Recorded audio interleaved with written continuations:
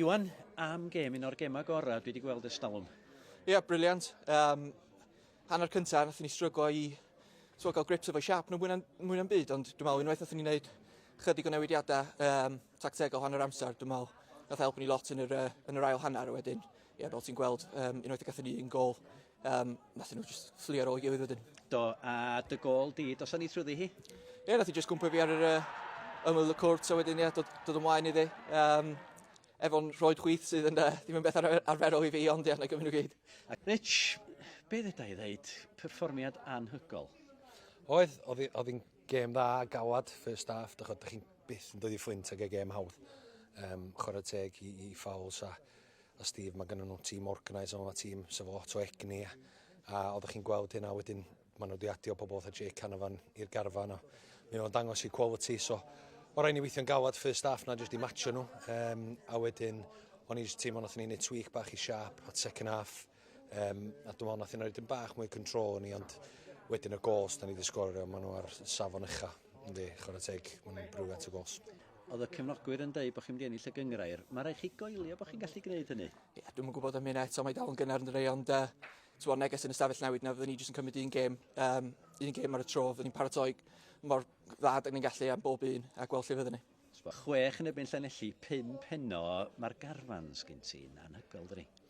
Yndi, a fydden ni angen pawb, a dyna sy'n bwysig, mae yna lot o egni wedi cael ei cymryd allan o'n ei heno.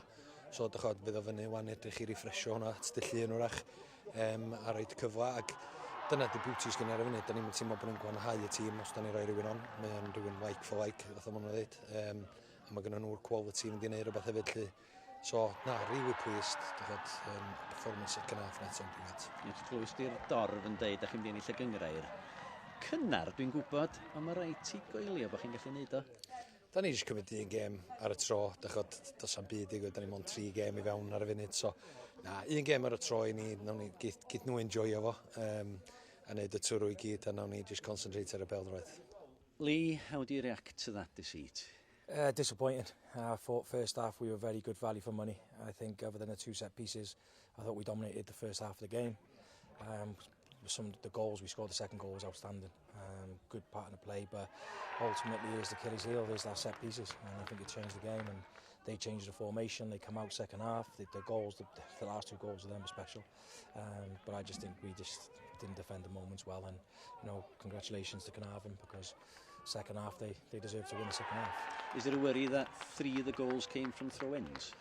Yeah, it's Achilles heel. There's just one of them things we need to be better with. You lose Isaac Lee, who's not available today, just because of the deal collapsed with the club that went in, which is disappointing. So he'll be back in on Monday.